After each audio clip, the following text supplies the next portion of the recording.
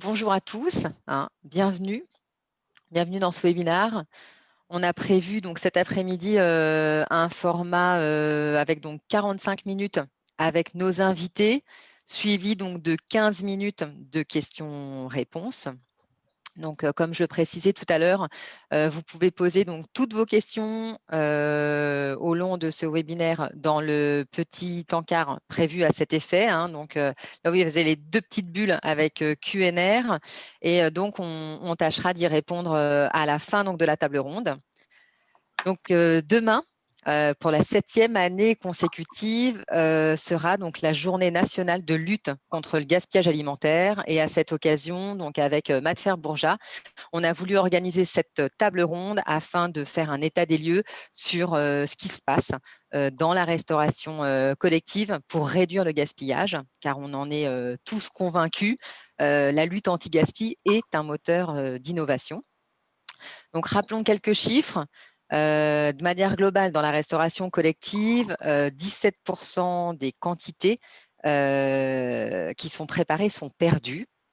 Donc, le coût de ce gaspillage avait été estimé donc, à 68 centimes donc, par repas, en comprenant bien entendu donc, le transport, le stockage et la main-d'œuvre. Donc, sur les 3,7 milliards de repas servis, en fin de compte, cette perte, elle se chiffre donc à 2,5 milliards d'euros uniquement pour la restauration collective. Donc, c'est vrai qu'on réalise l'ampleur du phénomène et on sait que dans une majorité des cas, le gaspillage, en fin de compte, il est dû à une surestimation des quantités, à une surévaluation des quantités cuisinées, à des proportions pas toujours bien adaptées, à une mauvaise gestion des stockages. C'était ce que révélait donc l'étude de l'ADEME publiée donc en 2017. Alors, que faisons-nous dans nos restaurants pour réduire ce gaspillage? Comment certains ont réussi à générer des économies et à redéployer ces budgets en faveur de l'approvisionnement durable, local, en produits frais, en produits labellisés. Pour aborder ces sujets, donc cet après-midi, en fait, on est accompagné donc de 3 personnes que je remercie chaleureusement au nom de toute l'équipe d'Isilis. Donc, on a Annick Lebot-Poussard, Ronan de Dieu le veut et Mélanie Garnier. Plutôt que de les présenter, je vais les laisser à tour de rôle donc se présenter et je donne la parole donc à Annick. Bonjour à tous, donc je suis Annick Poussard-Lebot, je suis responsable de la cuisine municipale de Douarnenez et du service de restauration scolaire depuis 2010.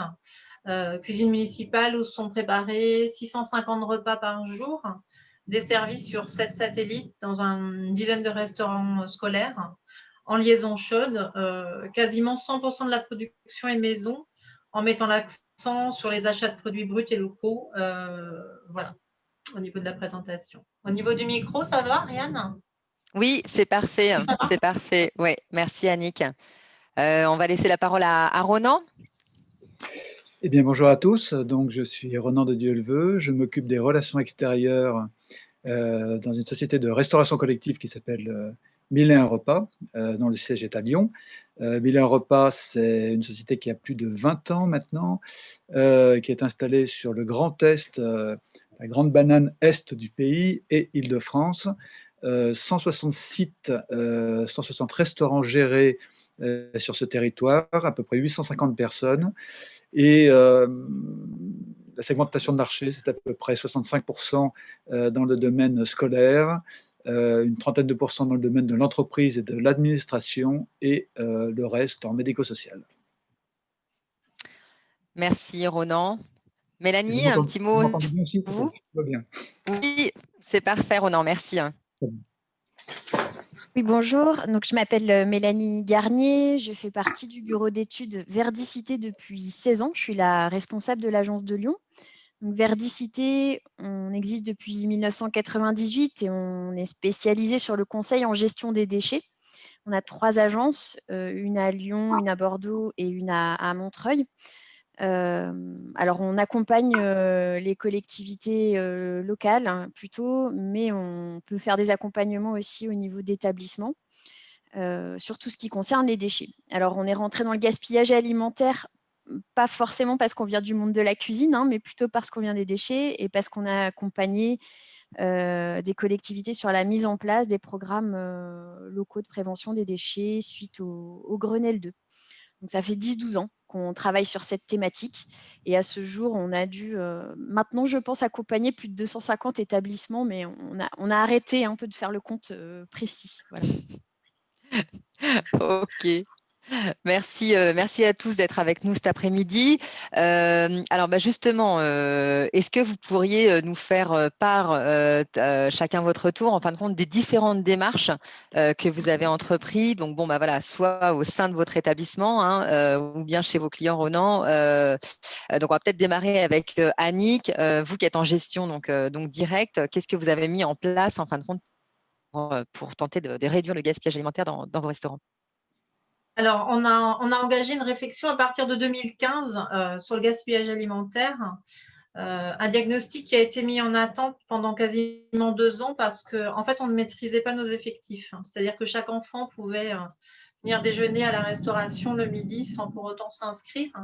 Donc, c'est très difficile de s'engager dans la lutte contre le gaspillage alimentaire si on ne sait pas déjà pour combien d'enfants cuisiner. On avait des fourchettes, on savait que le mardi, jeudi, on avait un effectif plus important, mais sans savoir réellement le nombre. Du coup, en septembre 2017, on s'est lancé, on a réalisé un planning jusqu'en juillet 2018. Donc, c'est un projet qui courait sur toute une année scolaire avec plusieurs étapes. Un projet rédigé avec Alexandre Dubrec, qui est mon adjoint à la cuisine municipale.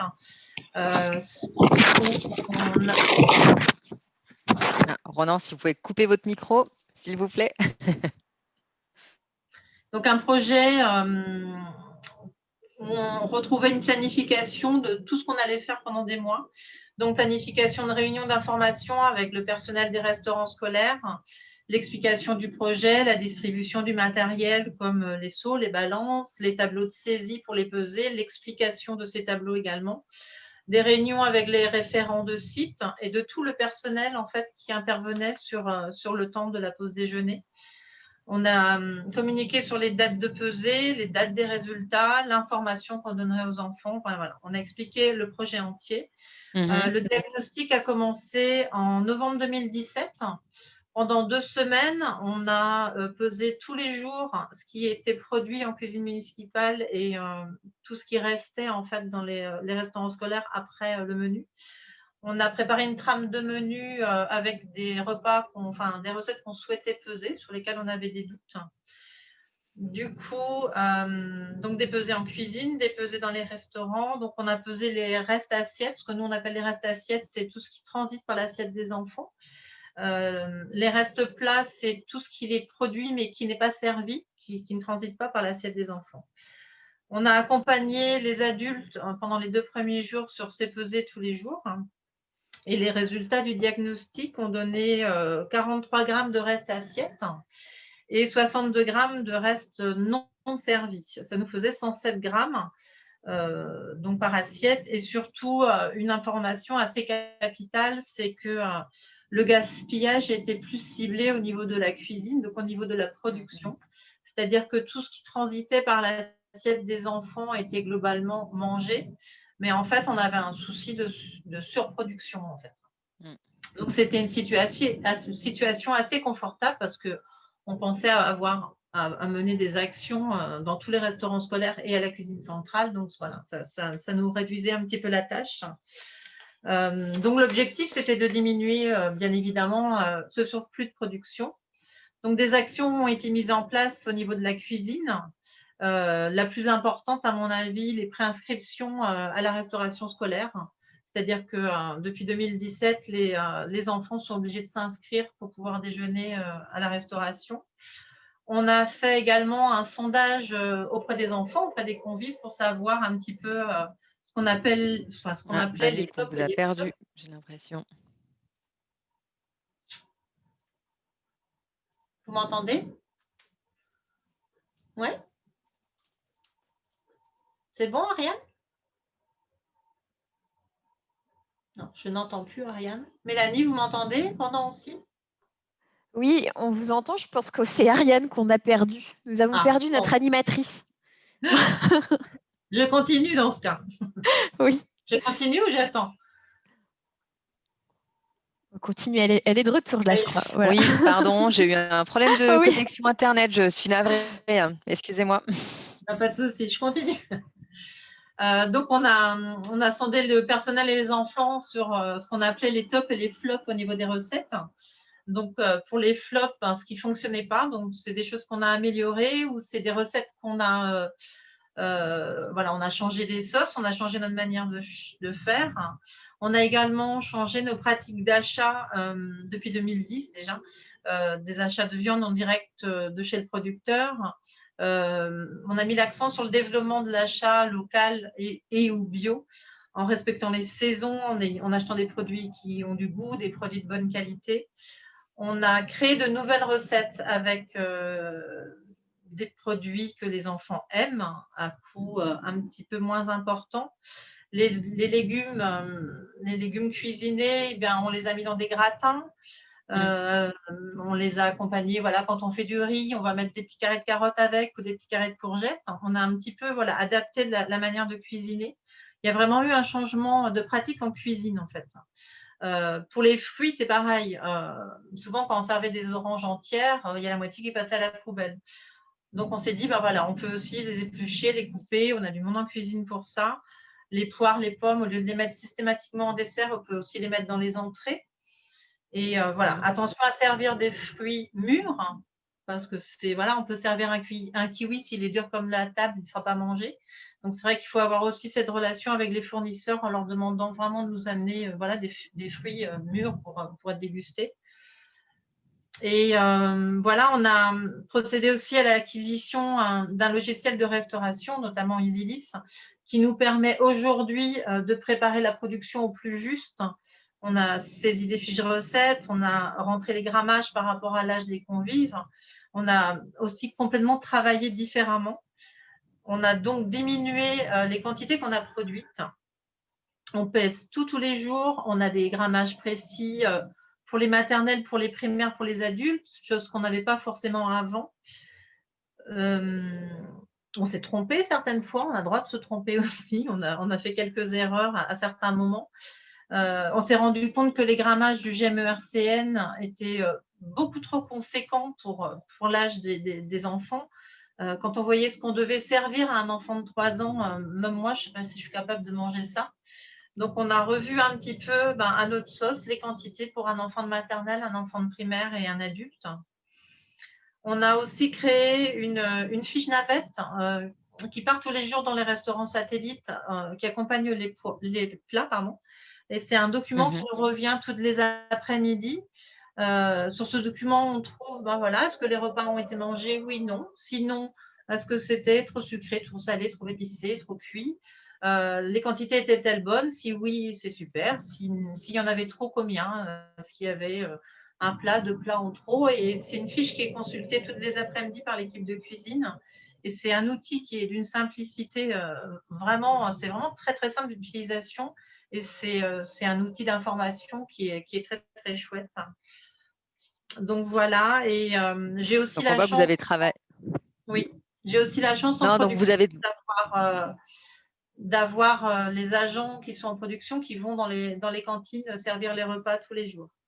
Et après, juste pour finir, la communication, on a beaucoup communiqué aussi auprès des enfants, c'est-à-dire qu'on fait des ateliers avec eux, on fait des portes ouvertes, on les invite à la cuisine centrale, on leur montre comment on travaille et on profite de ces moments pour leur passer des petits messages sur le gaspillage alimentaire du coup. Ça, c'est pour les actions mises en place au niveau de la cuisine centrale et on a mis quelques actions dans les restaurants scolaires. On a la chance d'avoir un temps de pause de 2 heures, donc c'est assez confortable et voilà, on a le temps de déjeuner tranquillement. Le pain, par exemple, quand les enfants arrivent, n'est plus posé sur les tables. Il est servi à la fin de l'entrée parce qu'on s'est rendu compte que quand ils arrivaient, ils mangeaient leur morceau de pain, ils prenaient un verre d'eau et voilà, l'estomac est gonflé et après, il y a quasiment plus de place pour le reste. Le fromage à la coupe, quand on sert, on ne le sert plus en dessert non plus, on le pose sur les tables. Quand les enfants arrivent, tout en s'installant, tout en discutant, ils mangent déjà leur petit morceau de fromage. On n'a plus du tout de perte là-dessus. Et tout ce qui est reste de dessert, en fait, est systématiquement resservi sur les accueils périscolaires. Et on a aussi installé le tri et des composteurs dans tous les sites, gérés par les enfants uniquement. Donc, ils se rendent compte du gaspillage alimentaire tous les jours.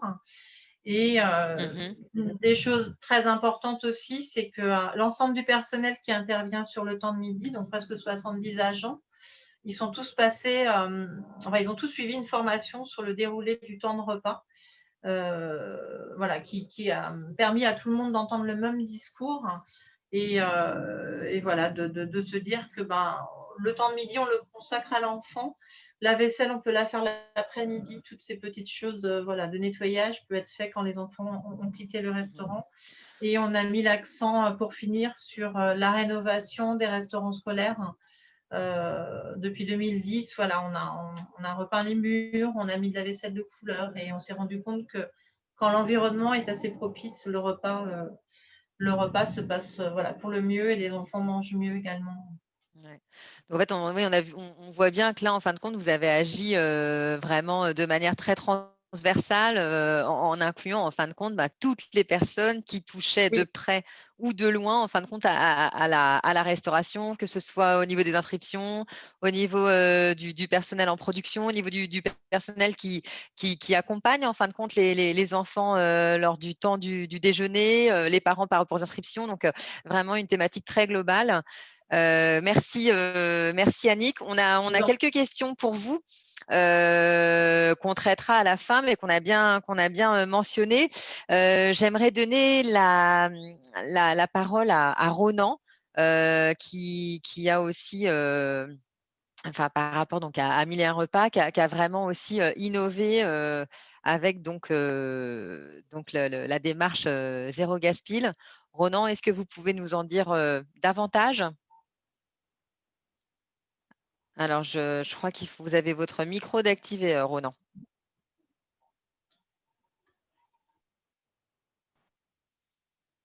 Oui, Ronan, on ne vous entend pas parce que votre micro est activé. Vous pouvez le désactiver. Réactiver. Voilà, parfait. Merci. Oui, c'est parfait. Merci.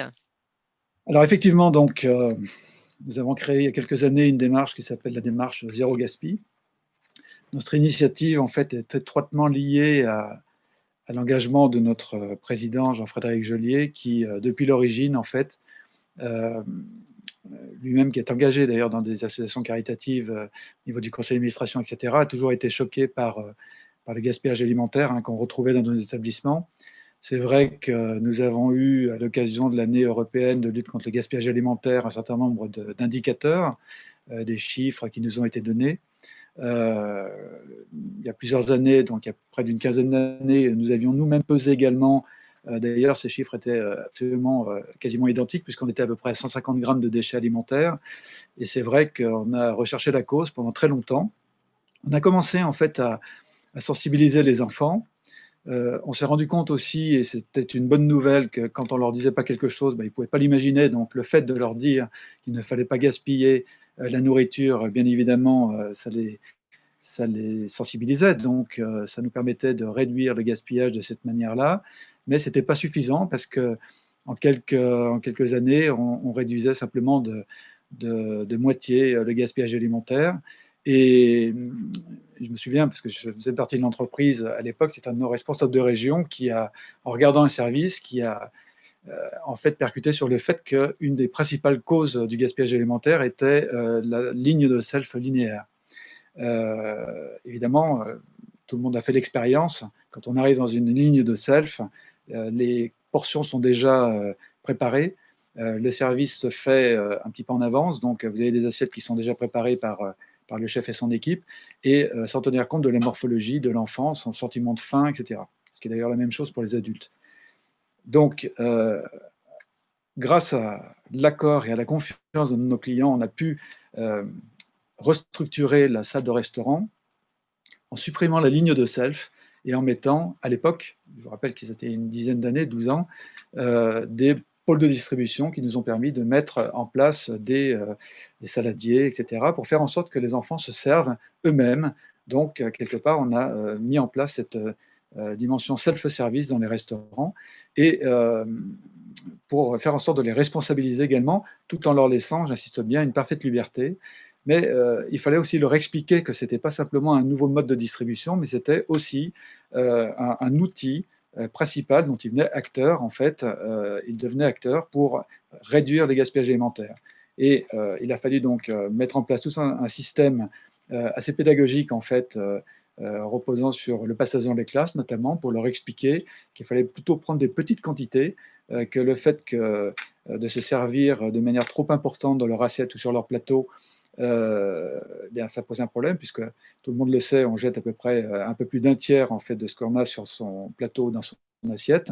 Et le fait de pouvoir se servir des petites quantités et en leur proposant justement de se resservir quand ils le souhaitent, tout en finissant leur assiette, eh bien, on a vu à ce moment-là des résultats absolument spectaculaires, puisque on est arrivé quasiment immédiatement, en quelques mois, en fait, à moins de 30 grammes, moins de 20 grammes parfois, de déchets alimentaires.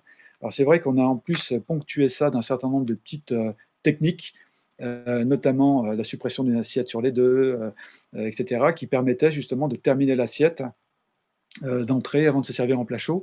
On a réinstauré également la chronologie du repas par cette occasion. On a supprimé les queues de lignes de self. Évidemment, comment dirais-je, la densité de population étant absorbée par le fait qu'on pouvait entourer les pôles de distribution beaucoup plus facilement. Et tout cela, évidemment, permettait de constater que les enfants se portaient beaucoup mieux, étaient beaucoup plus comment dirais-je, réceptifs en fait à ce qu'on leur disait, parce qu'il y avait un sentiment de bien-être dans ces restaurants-là. Je conclurai sur, sans prendre trop de temps, le fait que évidemment nous nous sommes améliorés tout au long de ces années pour arriver en 2012 à la modélisation quelque part d'une sorte de grosse Bible avec l'ensemble des bonnes pratiques que l'on avait observées dans nos restaurants. Et nous avons décidé de créer en fait un référentiel. On parlait d'innovation tout à l'heure, un référentiel donc avec des exigences à l'intérieur, donc une soixantaine d'exigences, 4 grandes thématiques, la thématique sociale, alimentaire bien sûr, environnementale, économique, bien-être des convives, donc qui se glissait en filigrane évidemment dans tout cela. Et ce référentiel a été terminé en 2013 et il a été agréé par un bureau vérificateur, donc Bureau Veritas. Il ne faut pas le nommer, je les remercie bien sûr parce qu'ils ont beaucoup travaillé avec nous. Et nous avons mis en place ce référentiel qui nous a permis plus tard, pour nous situer également dans une dimension d'amélioration continue, d'auditer nos restaurants pour pouvoir justement continuer à mettre en place un certain nombre de bonnes pratiques. Tout cela donc fonctionne toujours, bien sûr. Donc on a un système aussi de récompense, naturellement. On récompense non seulement nos équipes, mais aussi les enfants et puis les établissements qui nous suivent. Et c'est vrai qu'on s'aperçoit au travers de toutes nos actions, puisque quand on parle d'exigence, on parle forcément d'outils de mesure, que les conséquences derrière sont évidemment beaucoup plus importantes que la simple lutte contre le gaspillage alimentaire. Je parlais de social tout à l'heure, notamment la réduction d'une assiette sur les deux a permis de réduire la pénibilité pour nos équipes. Le fait de pouvoir évidemment diminuer le gaspillage alimentaire, de pouvoir faire des économies pour les réinvestir dans les meilleurs produits, de pouvoir optimiser les ressources énergétiques, réduire les produits lessiviels notamment. Donc tout un tas de bonnes pratiques, notamment également, et j'insiste bien pour nos clients, le fait de pouvoir réduire les investissements dans un certain nombre de communes sur le coût des déchets à enlever. Je me souviens d'un établissement qui avait 750 ou 800 convives qui dépensaient 11 000 et quelques euros en fait, par an de déchets, grâce à Zéro Gaspi. Un an après, en fait, ils n'en dépensaient plus que 4 000 euros. Donc, en fait, il y avait quand même des incidences autour de toute cette dimension-là qui était effectivement très intéressante pour l'ensemble des acteurs en fait, qui participaient à cette aventure.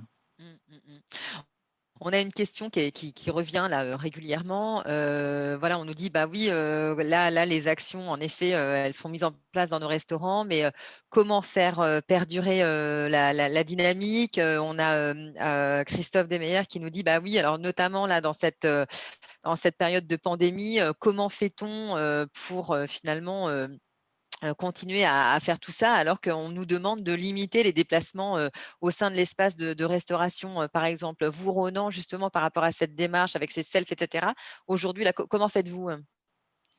On a un petit peu tous les cas de figure, en fait. Bien sûr qu'on respecte toutes les règles qui nous sont imposées. C'est une grande banalité que de dire ça, évidemment. On parle de beaucoup de gestes barrières, etc.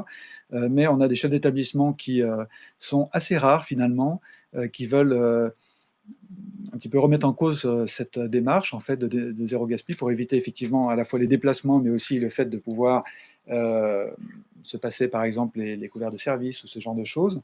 Et puis on a des chefs d'établissement qui nous disent bah, nous ça ne change rien, on met en place un protocole en fait classique qui va être un protocole de lavage de mains, de gestes barrières classique, etc. Un sens de déplacement dans le restaurant et on conserve en fait la démarche zéro gaspille.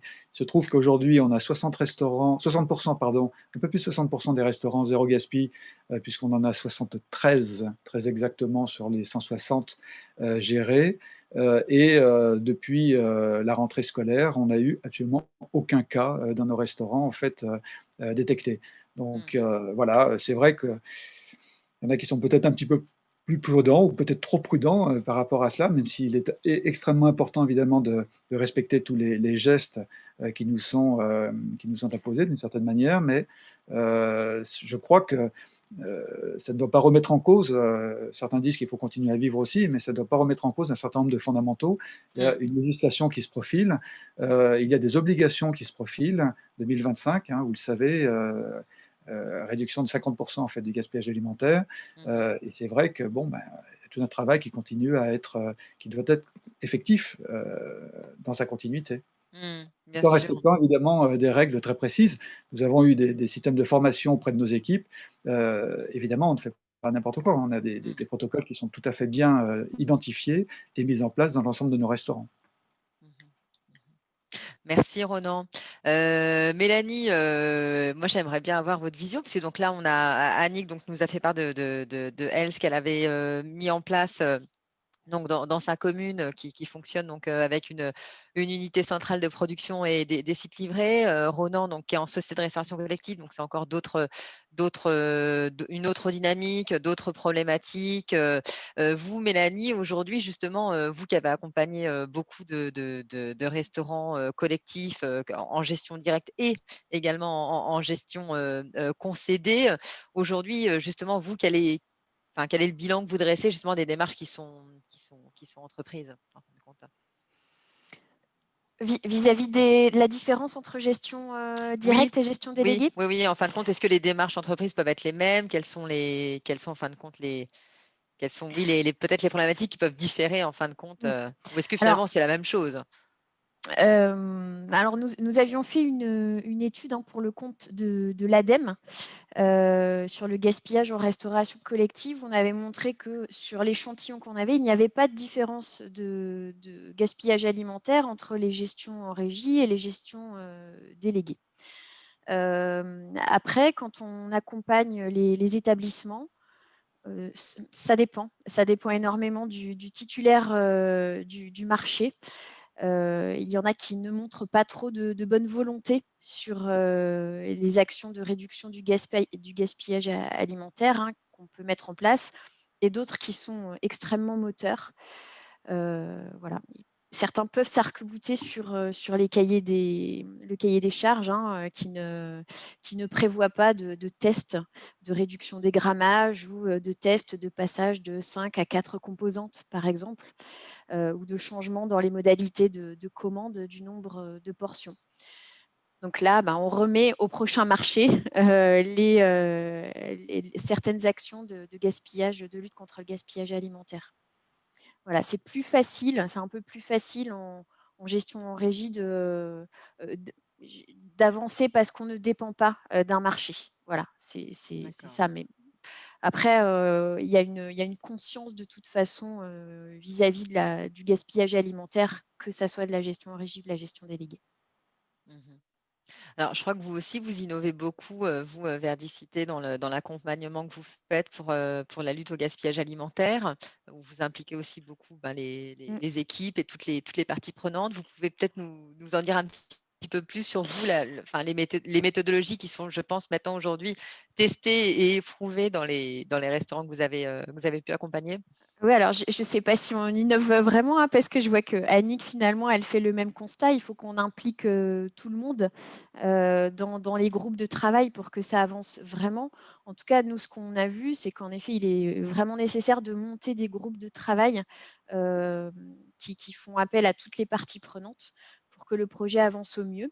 Après, notre accompagnement, il se déroule en 3 phases. On a une phase de diagnostic avec des pesées, une observation de la façon dont fonctionne le restaurant. Les pesées, elles sont importantes, pas tellement pour dire vous êtes bon, vous n'êtes pas bon, mais c'est une prise de conscience, souvent. C'est une prise de conscience et un point de départ.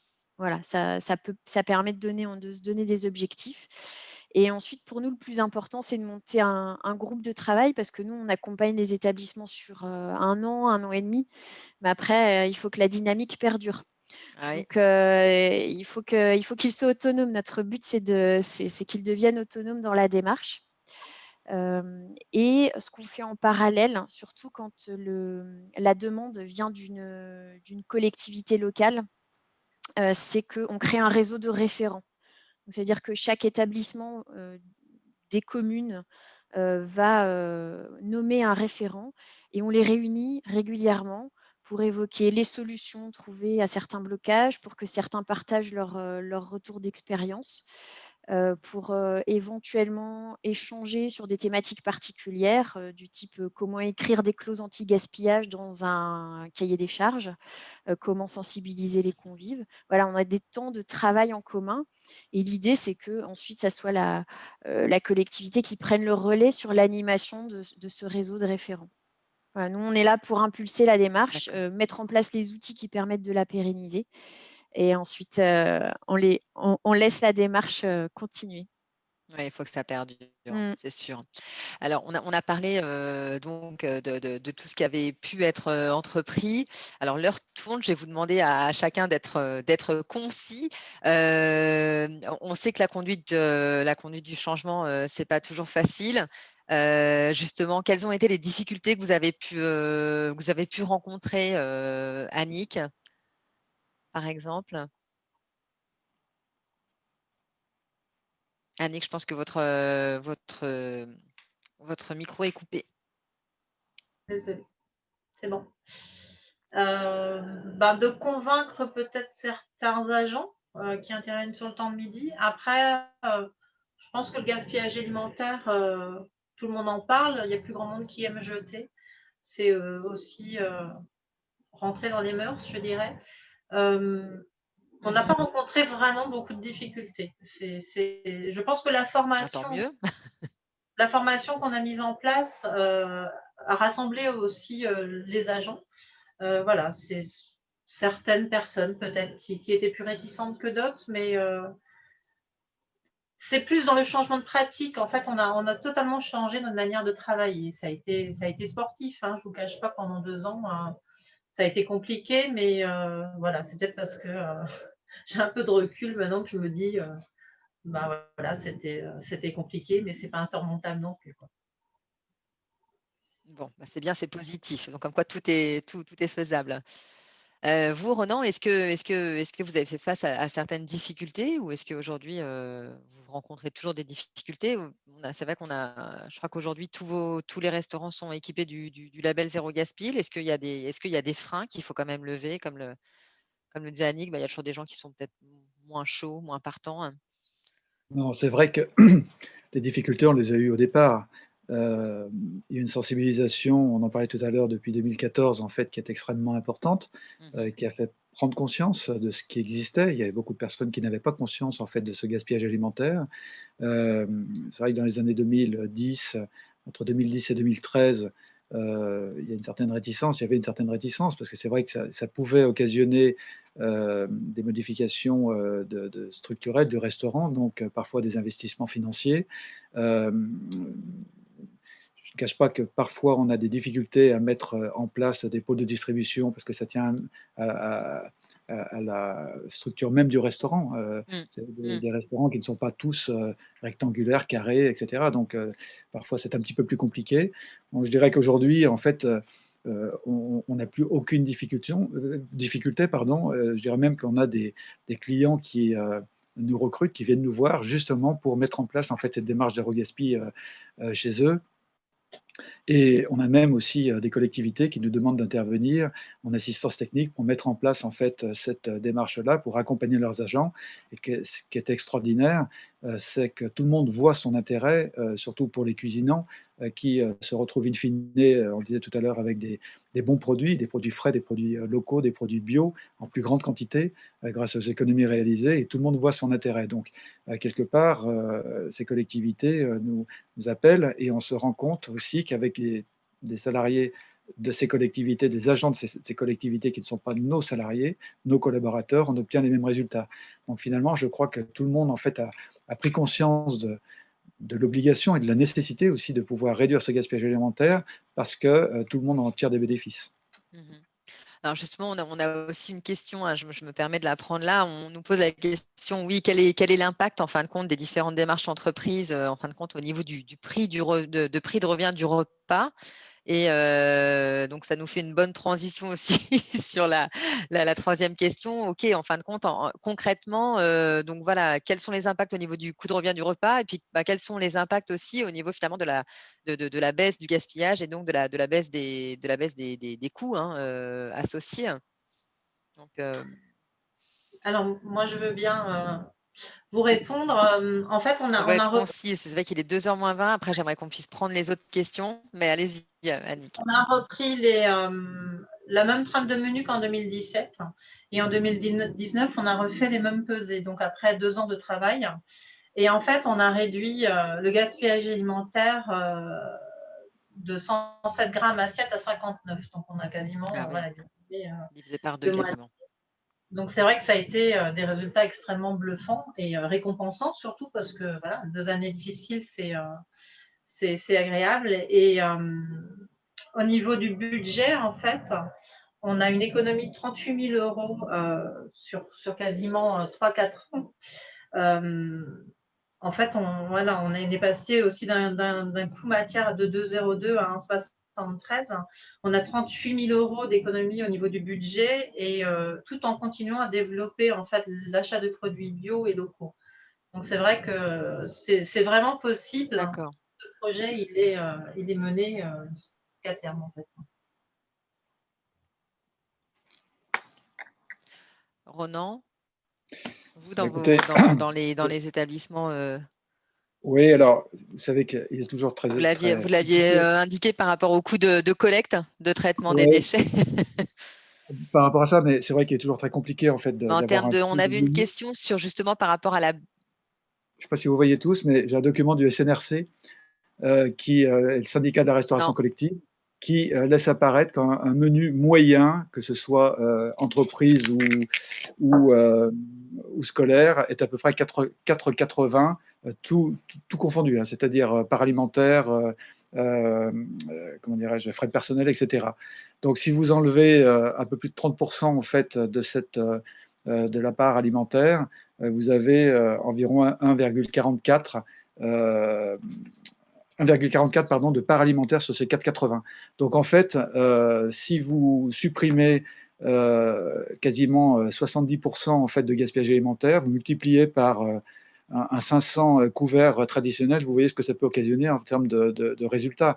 Et ça par jour, et vous multipliez par 144 jours, vous imaginez ce que ça peut occasionner également. Avec le million d'élèves en fait qui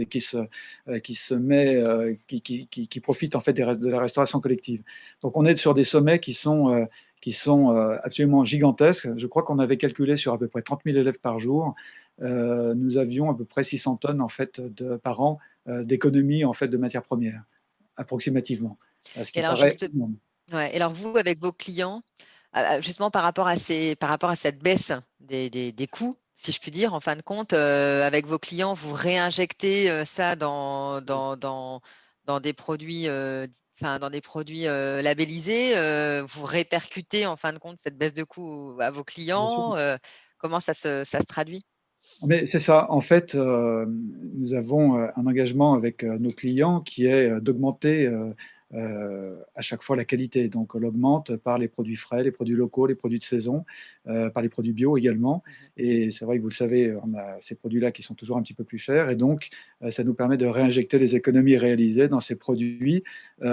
Et le plus important, sans augmenter en fait, le coût de l'assiette pour les parents. Donc, évidemment, C'est important, ouais. tout le monde est content, les enfants mangent mieux, nos équipes qui sont des cuisinants cuisinent mieux, les parents, bien évidemment, ils n'ont plus d'enfants qui vont vider le réfrigérateur à 16h30 ou à 17h quand ils rentrent de l'école, parce qu'ils ont bien mangé à midi. Donc en fait, je crois qu'effectivement, tout le monde est Mm. content.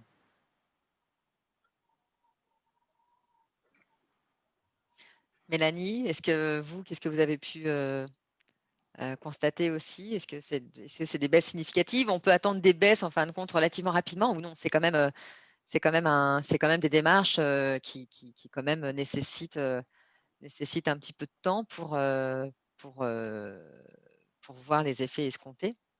Alors, à partir du moment où on s'extrait des recommandations du GEM-RCN, où on travaille sur les grammages préparés, on peut avoir des résultats très rapides. Et en effet, on peut être sur des baisses de 30 à 50% des quantités gaspillées, atteindre un grammage de 30 à 50 grammes par convive de gaspillage alimentaire, c'est un bon résultat déjà. Voilà, En ça c'est des combien de choses, temps? mais en quelques mois, hein, il suffit de D'accord. mettre ça en place. Hein, voilà. Après, il y a des choses qui sont sur du plus long terme, la sensibilisation, etc. Mais ça peut être assez rapide. Hein. Les grammages préparés sont tellement conséquents que c'est un levier d'action assez rapide. Sur les coûts, moi, ce que j'observe sur les établissements qu'on accompagne, c'est qu'en effet, l'argent économisé est réinvesti dans des produits de meilleure qualité. Voilà, c'est D'accord. le constat que font aussi les autres conférenciers. Ok. Et là, je m'adresse encore à vous, Mélanie. Bon, on le sait que le législateur pousse à la réduction de lutte contre le gaspillage alimentaire. Est-ce qu'aujourd'hui, en fin de compte, voilà, les actions engagées, elles sont engagées parce que le législateur l'impose, ou bien non, il y a c'est une véritable tendance de fond. Les gens sont écœurés de voir tout ce qui peut être jeté. Quelle est vous votre analyse? Mais d'une part, alors, il y a tous les établissements qu'on n'accompagne pas et qui ont mis en œuvre des démarches de gaspillage alimentaire bien avant que le législateur se mette à en parler. Hein. La preuve, je pense que 1001 repas, ils n'ont pas attendu qu'il y ait Oui. voilà, des démarches de prévention sur le gaspillage alimentaire. Après, peut-être que ça met un focus, ça met une lumière sur cette thématique-là, mais moi, je constate que dans tous les établissements avec lesquels on a travaillé, il y a une sensibilité de toute façon, un côté presque éthique à éviter le gaspillage alimentaire. Hein. Voilà. Mm, mm, mm, mm. Annick Ronan, vous voulez peut-être vous donner votre point de vue Bah, sur ce écoutez, dernier point? oui, je partage ce qu'a dit Mélanie. C'est vrai que moi, je voudrais rendre hommage quand même aussi à une personne qui a quand même largement influencé ces débats.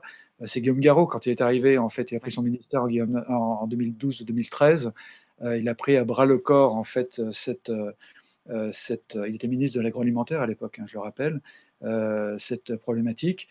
Il a soulevé un certain nombre de points qui étaient absolument inconnus du grand public, que ce soit euh, pour la restauration collective, mais aussi pour la consommation dans les foyers. Et, j'allais dire, ça fait un petit peu l'actualité, mais il a soulevé un certain nombre de thèmes sur, vous aviez par exemple des personnes qui étaient actuellement complètement démunies, en fait, qui allaient chercher de la nourriture dans des bennes, etc. Et il a interdit, par exemple, qu'on puisse mettre euh, des solvants ou de l'eau de Javel, par exemple, sur les aliments, euh, pour éviter justement ou pour permettre justement à d'autres personnes de pouvoir profiter de cette nourriture qui était gâchée, qui était jetée. La conséquence de ça, c'est qu'on a vu la grande distribution qui a pris aussi à bras le corps cette problématique pour proposer à bas coût des produits qui étaient en limite de consommation, avec tout un tas d'applications qui sont sorties derrière pour permettre au grand public de pouvoir acheter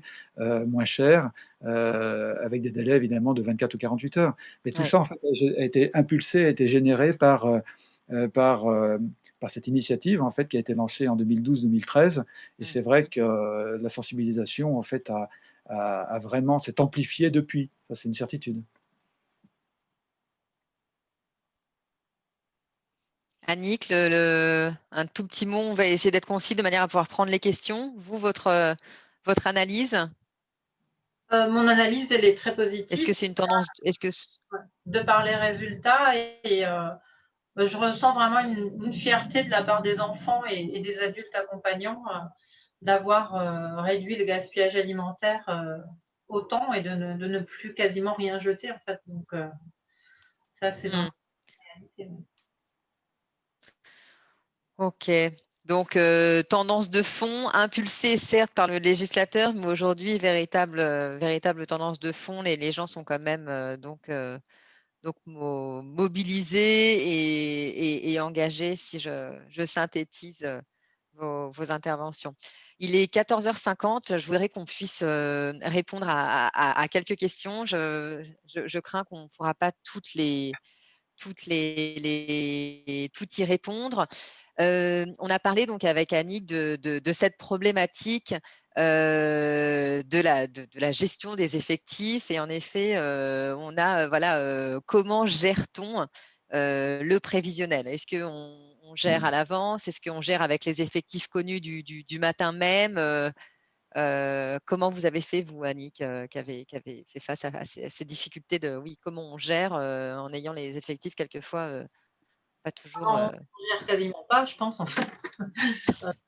Je pense que si on ne connaît pas son effectif réel, c'est très difficile de faire à manger pour 600 enfants le lundi, peut-être 650 le mardi, peut-être 680 le jeudi.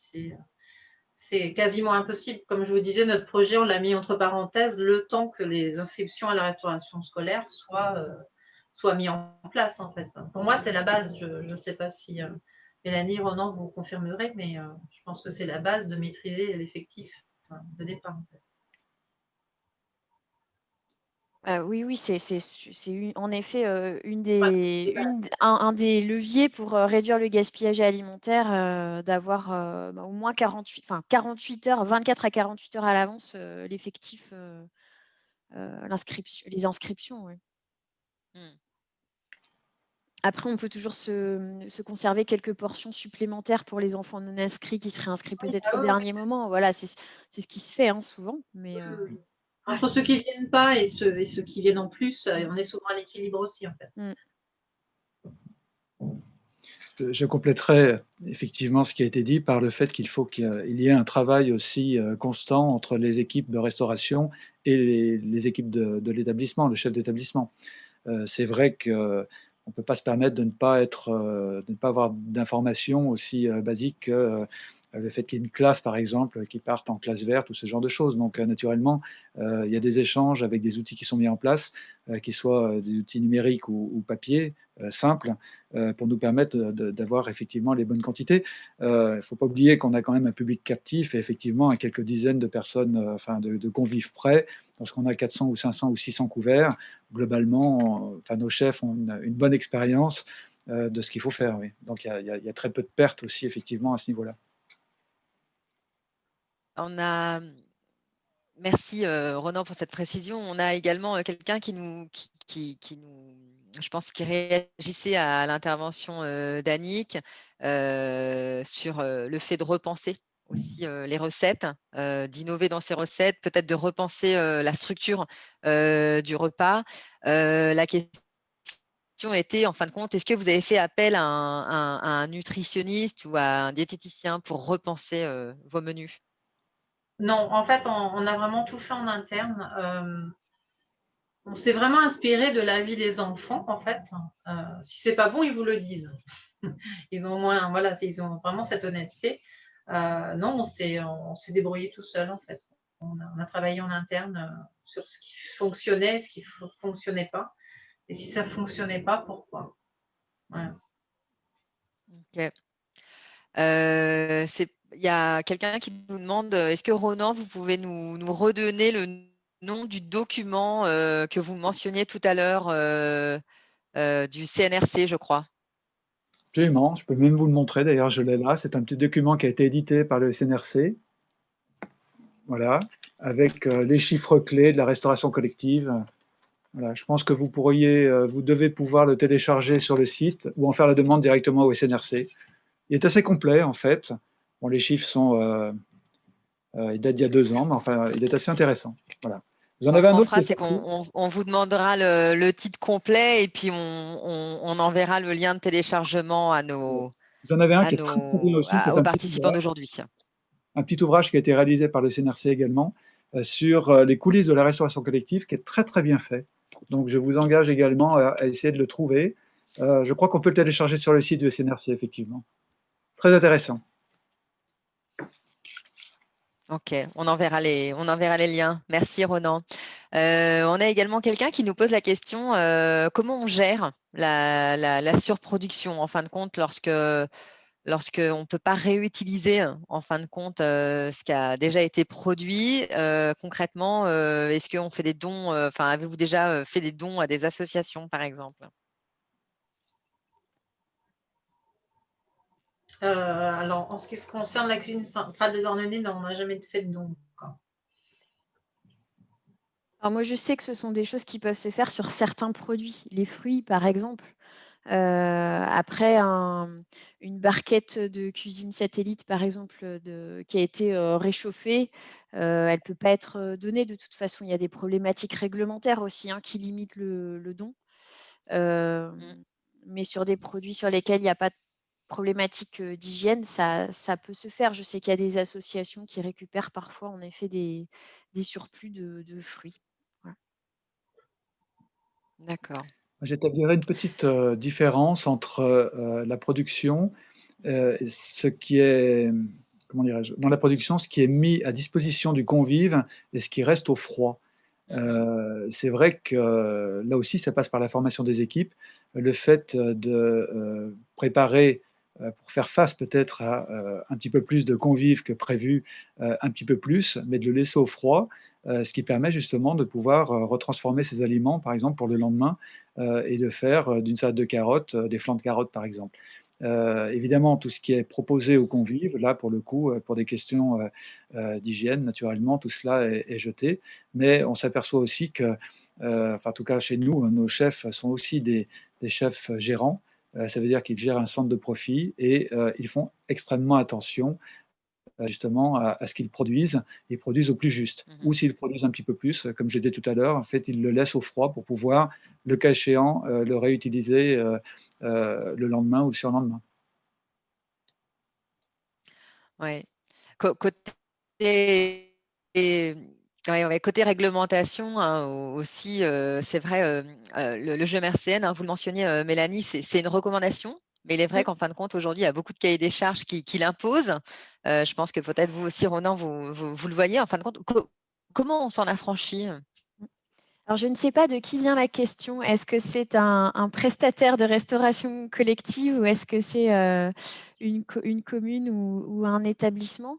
Comment on s'en affranchit quand on est un établissement? Il suffit d'échanger avec son chef ou son prestataire et il y a possibilité de réduire les grammages. Il faut faire des tests sur certains produits. Il ne faut pas réduire tout.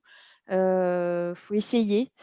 Faut pas avoir peur, voilà, de tenter de réduire le grammage des courgettes de 100 à 80 grammes, puis peut-être à 70 pour trouver le bon équilibre. Pas attaquer tous les produits. Et puis quand on est une collectivité, il suffit dans les cahiers des charges d'introduire des clauses en effet disant que les grammages du GMRCN pourront être vus à la baisse en fonction des produits. Oui, d'accord. Et oui, alors oui, vous êtes prestataire de restauration collective. Je vois sur le chat la personne qui a posé la question sur les grammages du GMRCN. Là, il faut sensibiliser ses clients, mais c'est vrai qu'on se bat régulièrement en groupe de travail avec les diététiciens ou diététiciens, diététiciennes ou personnes qui font les menus parce que y a une perception que c'est une obligation. Donc, il faut sensibiliser, montrer que les obligations, elles ne sont que sur des produits type nuggets, nem, enfin des choses qu'il ne faut pas justement, où il ne faut pas trop dépasser les grammages. Et faire prendre, comment dire, donner confiance en faisant des tests. Voilà, il faut faire des essais. Ok. Il est 14h59. On va prendre une dernière question. Alors, il y a quelqu'un qui nous dit, alors en effet, en effet, je pense que les invités d'aujourd'hui sont au courant qu'en effet, l'ADEME publie un guide opérationnel pour mettre en place des paniers anti-gaspi. Donc, paniers anti-gaspi, faut entendre en fin de compte comme le gourmet bag ou le doggy bag, qui est une initiative donc déjà mise en place en restauration traditionnelle. Mais en effet, c'est vrai que l'ADEME veut aussi proposer pour les surplus de production la possibilité, en fin de compte, de pouvoir prévoir justement un panier anti-gaspi pour que les gens puissent repartir avec une partie peut-être des surplus de prod. Voilà, on avait une dernière question qui était est-ce que vous avez investi dans des cellules de refroidissement afin de proposer des plats produits mais non consommés? Annick, Ronan, je ne sais pas, est-ce que vous avez mis ça en place dans certains de vos restaurants? Non, on a des cellules de refroidissement uniquement à la cuisine centrale, en fait. Comme on est en liaison chaude, de toute façon.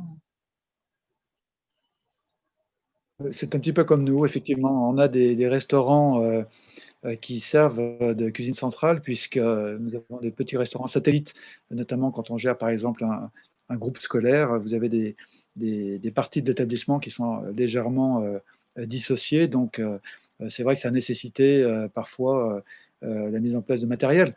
Mais bon, voilà, pas plus que ça. Les cellules de refroidissement, ça peut faire partie des pistes d'action pour les cuisines autonomes qui gèrent l'approvisionnement du self, par exemple, petit à petit. En effet, tout ce qui n'est pas présenté aux convives peut être en effet refroidi pour être resservi le lendemain. Ok. Ah, ça, en effet, c'est une piste qui est vraiment intéressante. Mm. Ouais.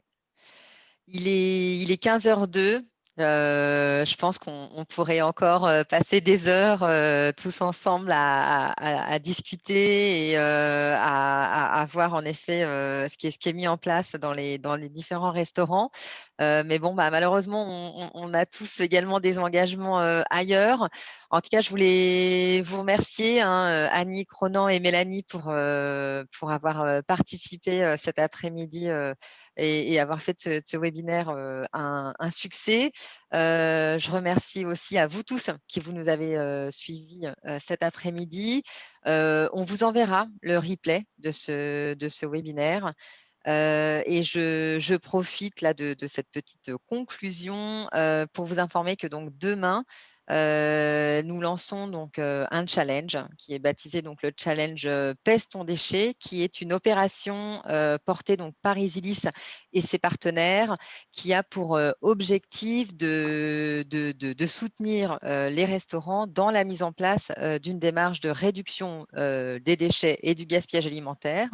Donc, pour être challenger, en fin de compte, il vous suffira simplement de s'inscrire. Et une fois inscrit, vous recevrez chaque semaine des articles et des contenus qui pourront, on l'espère, vous accompagner et vous soutenir à réduire donc, les déchets et le gaspillage dans vos restaurants. Donc, il y aura pas mal de sujets abordés comme voilà, le tri, le diagnostic, la sensibilisation, l'éducation au goût et d'autres choses. Donc, voilà, bah, je vous dis à bientôt, j'espère, peut-être pour ce challenge ou bien lors d'un prochain webinaire. Donc, bah, merci à tous et très bonne journée. Merci beaucoup. Merci. Au Au revoir. revoir. Au revoir.